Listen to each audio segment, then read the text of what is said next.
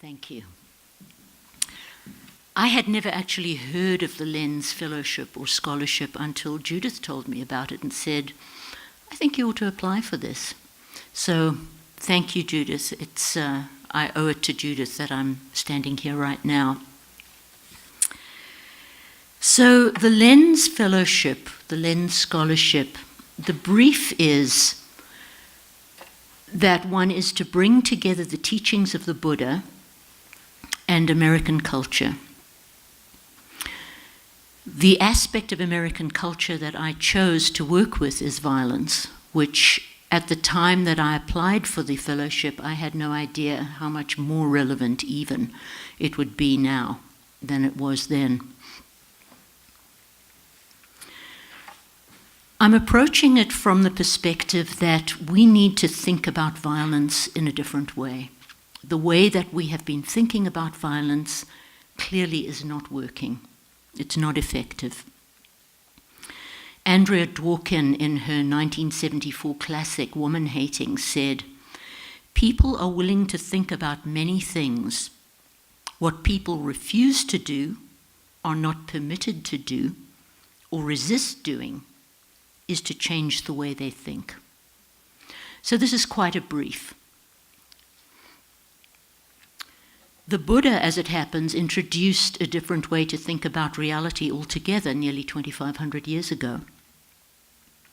But it's been my observation in teaching Dharma and in studying Dharma that here in the West at least, we tend to plug the Buddha's teachings into certain unquestioned assumptions that actually work against those teachings. I recently read for the first time, am currently reading, the wonderful book, The Chalice and the Blade, by Riane Eisler.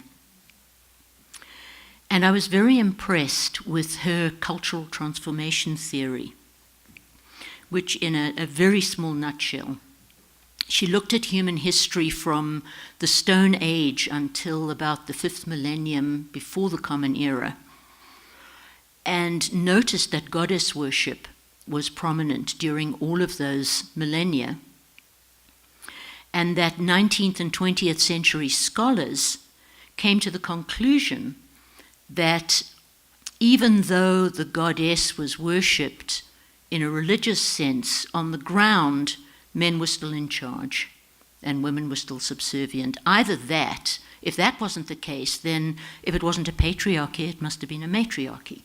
Right? These are the two conclusions that guided anthropologists, archaeologists, sociologists, scholars of religion, and so forth. What Riane Eisler concluded from her research is that actually no, there were two models of social organization.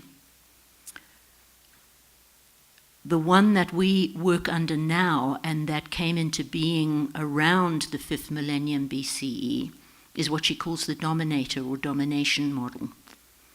And the model that was in place before that time, during the millennia of goddess worship, she calls the partnership model.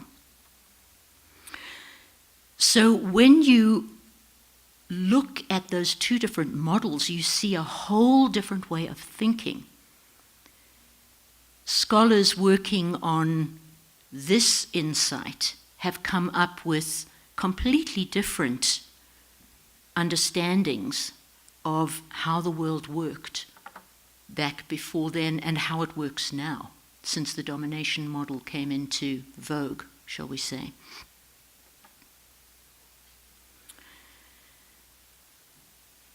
So the Buddha's teachings explicitly challenge dualistic assumptions, and yet somehow they are largely, at least here in the West, plugged into those very dualistic assumptions. So examples, there are many examples, but perhaps the most obvious ones are the teachings on emptiness, which are typically understood as meaning some kind of nihilistic voidness.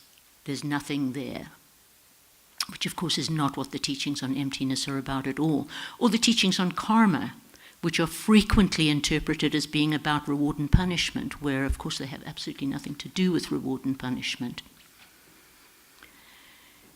The Buddha did not ask his students to take on a creed or a set of beliefs. The Buddha said, here is what reality looks like. Have you noticed? It keeps changing. Have you noticed everything is interrelated?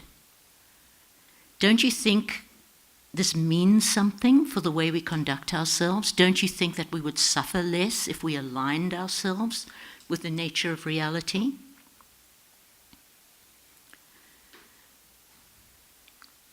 When this is, that is. This arising, that arises. When this is not, that is not. This ceasing, that ceases. Summary, we could say, of the Buddha's teachings. In other words, reality is a manifestation of dynamic relationships.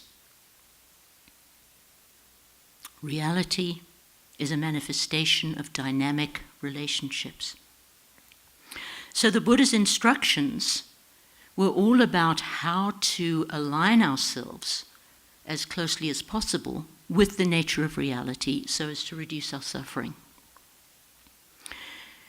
And he summarized this path of alignment in a teaching we know as the the Noble Eightfold Path. And I find it instructive that the first step on the Noble Eightfold Path is right view, context, getting things in the right perspective.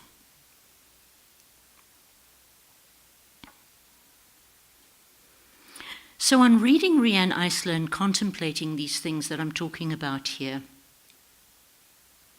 I asked myself, how could I characterize or encapsulate a worldview based on what the Buddha taught as neatly and concisely as Riane Eisler did her dominator and partnership models? And in thinking about that, I realized that it was all right there in her dominator and partnership models.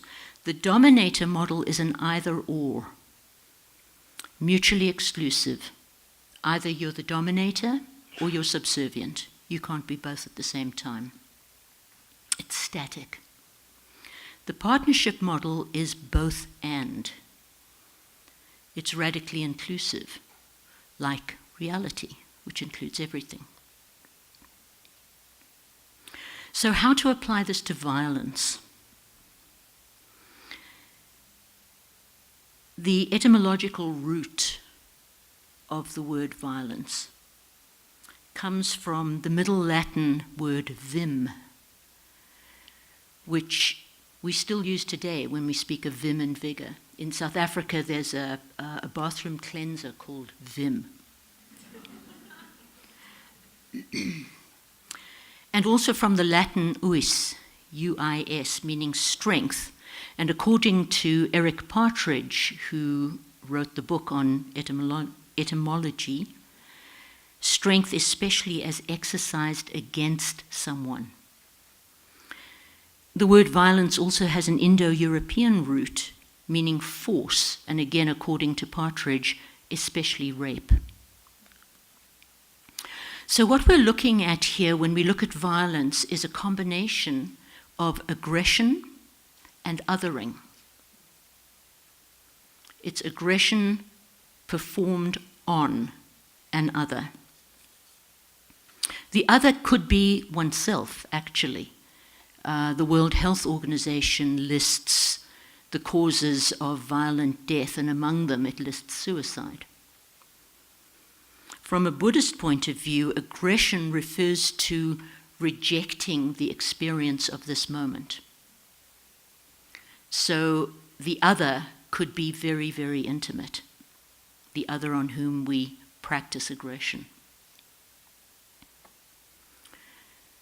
It's a force exerted by a subject upon an object. Mystics from all traditions over the millennia have hinted at a way of seeing the world where the separation between subject and object falls away. So we have a clue, we have a hint. There is another way to think, there is another way to see the world. But of course, I don't know about you, but I don't expect to attain that level of realization in this lifetime. We work with what we've got. And happily for us, the Buddha gave us some extraordinary tools for working with aggression. The one that comes to mind most often as I'm working with these notions is the teaching on the 5 wisdom families, in which the energy of aggression is understood to be fundamentally neutral. It can be expressed neurotically as manipulative force exerted on an other, or it can be expressed in the clarity of a sharp intellect. For most of us at any given moment, it's somewhere on the continuum between those two. It is not static, it's dynamic.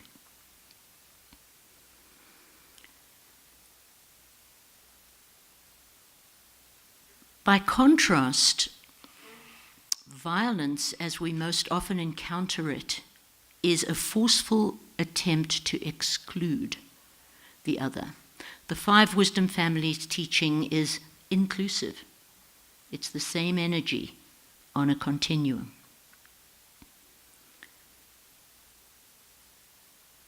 When we attempt to exclude the other, we work against the radically inclusive nature of reality. Furthermore, exclusion precludes relationship. We cannot relate to that which has been excluded. So there again, we fly in the face of the nature of reality.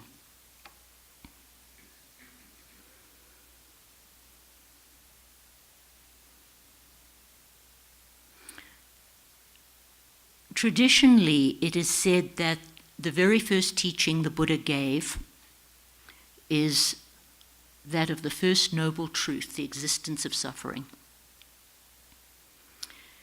Here's another example of a Buddhist teaching that is frequently miscontextualized.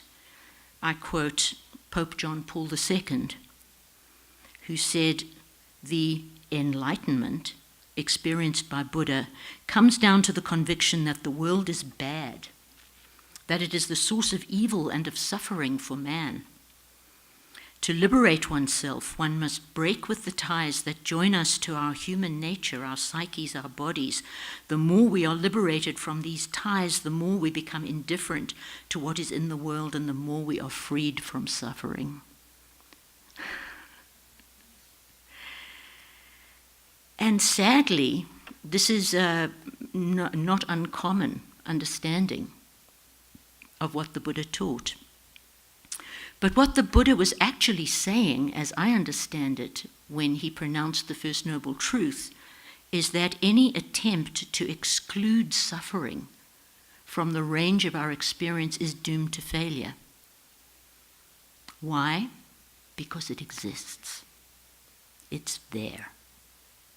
There it is. It will not be excluded.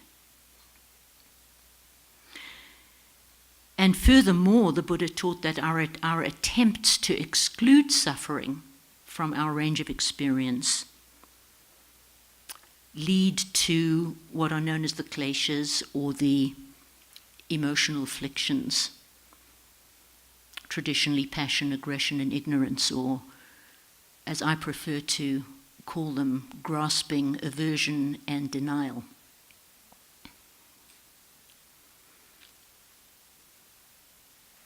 Which of course lead to more suffering. The remedy that the Buddha offered us is the practice of making a relationship with our experience, whatever that experience might be in any given moment, whether it is the suffering we're trying to escape or the strategies that we're using in our attempts to escape. So from this perspective, the cultivation of Maitri, or unconditional friendliness to oneself, as Trungpa Rinpoche translated that term, the cultivation of compassion, of confidence, of wisdom, and so forth, are not moral imperatives, they are practical tools. They are practical tools because we need these qualities in order to not abandon ourselves in making relationship with our suffering.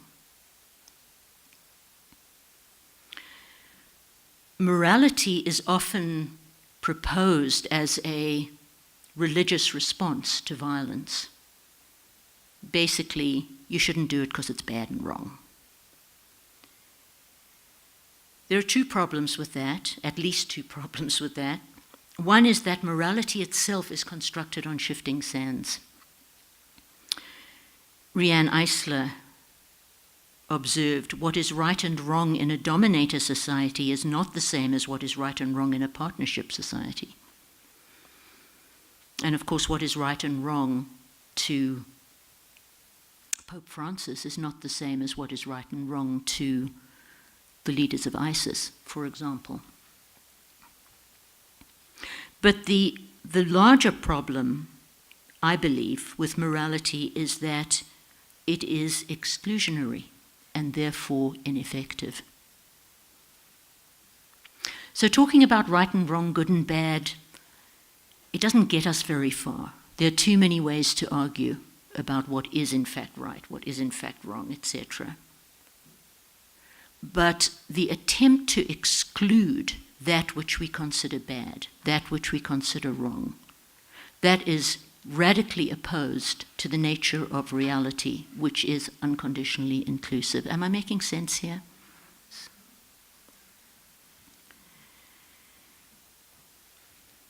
So in the flyer that you might have seen promoting this talk, I make mention of right violence. I've gotten into trouble about that. It was intended partly as a playful play on the teachings, but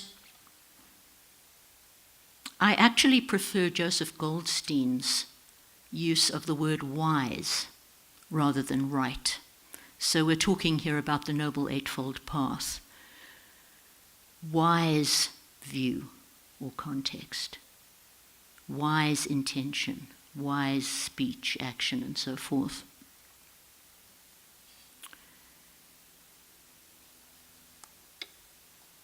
When I'm asked for an example of wise violence, is there such a thing? I frequently give the example of the Tibetan Buddhist Chöd practice, in which one visualizes the dismemberment of one's body and the feeding of it to the demon of ego fixation, which could be called a pretty violent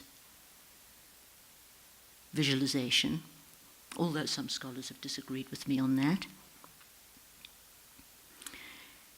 But Chöd is not the only example. We have the wrathful or wrathful protectors, whom we praise for drinking the blood of ego and for cutting the aortas of the perverters of the teachings. This wrathful, this fierce, this ferocious activity, as I understand it, is directly proportional to the depth of our sleep, the depth of our denial. That's what it takes to wake us up. So then, can there be right or wise torture, right or wise genocide? Of course not. Not in our conventional way of thinking. But there is wisdom to be applied to even torture and genocide, and that wisdom, I argue, is that it exists. It exists. That does not make it right or wise, but it does mean that we have no choice but to relate to it. It exists. We must relate to it. Making relationship with painful experiences skillfully requires training.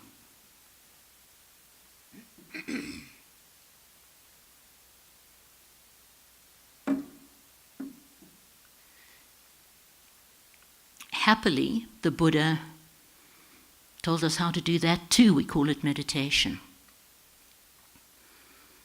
In meditation practice, we train to accommodate more and more of an unconditionally inclusive reality, specifically those parts of it that we would rather not include.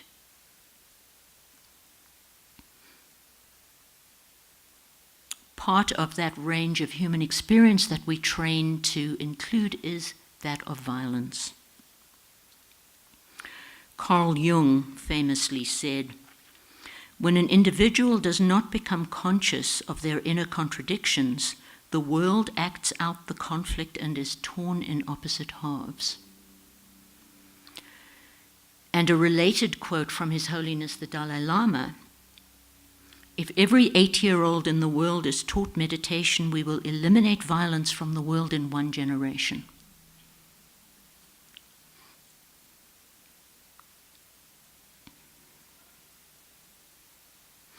In meditation, we train to loosen our fixation on the content of our thoughts and experiences and cultivate interest in the dynamics of that experience. I've often said in giving meditation instruction, watch what moves. Watch what moves. It's so much more interesting than what doesn't. Our either-or good-bad model that governs the conventional approach to violence is a static model. It does not move, and it excludes. It attempts to exclude. But violence will not be strategized by our ideas about it. So for this reason, I'm not seeking a solution. I'm not seeking a conclusion. Solutions and conclusions are static. Riane Eisler's cultural transformation theory has led to new and exciting thinking in many fields, including economics, politics, psychology, human rights. That's what I'm hoping to encourage with a different way of thinking about violence. And what I want to offer you is what I call a fruitful hypothesis. This is borrowed somewhat from the teacher and author B. Alan Wallace, who in his book Buddhism with an Attitude, about the Lojong teachings, refers frequently to the Buddhist hypothesis, which he calls coherent, rational, radical, and intuitively sound.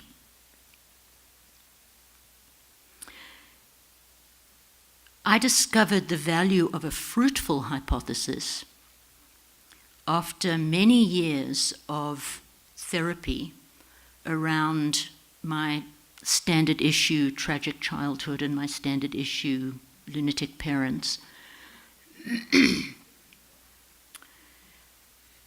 When one day I decided to believe that I chose my parents, I have no idea whether it's true or not. There's no way to prove it. There's no way to disprove it. But boy, was that helpful. That was a fruitful hypothesis. It changed everything. Suddenly, I was no longer a helpless victim. Now I was a curious grown-up. So that's where I learned to value the fruitful hypothesis. And of course, I have a fruitful hypothesis about violence, why we have it, and therefore how we might relate to it. And my fruitful hypothesis draws on a number of sources. One is, again, Carl Jung, who said conflict exists strictly as an opportunity to raise our consciousness. It draws on our own Anipema Chodron, who said, "You will find your wisdom in the heart of your neurosis and nowhere else." It draws on Sakyong Mipam Rinpoche, who tells us that individuals and society are basically good, wise, strong, and kind. Most of all, it draws on the nature of reality, which, as I've said, is unconditionally inclusive. Unconditional inclusion must include exclusion.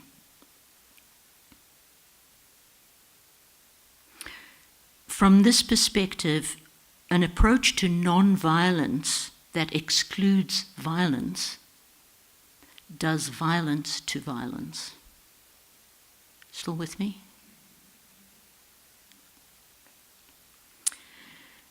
And so, my fruitful hypothesis: violence occurs as a natural and instinctive effort to re-engage.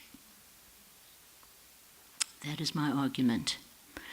The them of our us-them binary, having been driven to the limits of an unconditionally inclusive reality, arises as a variety of wrathful protector, because we can't make it go away. We can't make it go away. Our only real choice is to wake up, and it is the protector's job to wake us up. The reason I'm calling this hypothesis fruitful is because it insists on relationship, and relationship is the nature of reality. So how would we practice based on this fruitful hypothesis, assuming we wish to take it on? First of all, we have to recognize that there is no escaping our relationship with violence. Sometimes when I'm teaching Dharma, I see the light goes on in someone's eyes and they'll say, "Oh, I get it, I have to accept reality." And my response is, "And your choices are?" So I am suggesting that we not only recognize that there is no escaping our relationship with violence, but that we embrace it. It's there. It's not going away. Secondly, that we take responsibility for the nature of that relationship. A little over 20 years ago, I was living here in Boulder, and I went down to spend the last month of my father's life with him in Cape Town. And before I left, I spoke to Vicky Howard, who used to teach gerontology here at Naropa, and asked her for some advice. And she said, if your relationship with your parents is going to change, you're going to have to be the one to change, because they're not going to. And I would say the same is true for violence. We keep wanting violence to change into something that we would prefer, into something that causes less suffering. But it's not going to. We're the ones who are going to have to change. And that's what I mean by taking responsibility for the nature of our relationship with violence. And finally, committing to the work of transforming that relationship with violence. Both Carl Jung and the Buddha agree that the work starts right here, right here.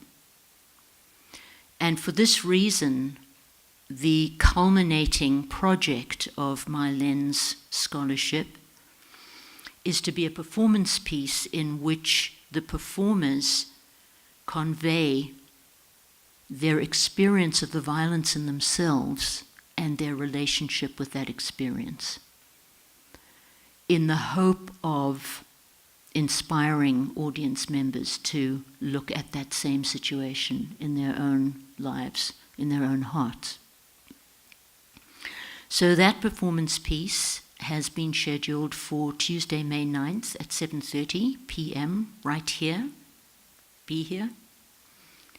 I'm working with a bunch of extraordinarily brilliant, creative and surprising students. I can't wait to see what we come up with. But it's going to be interesting. So right now I welcome any questions, comments, complaints. Thank you.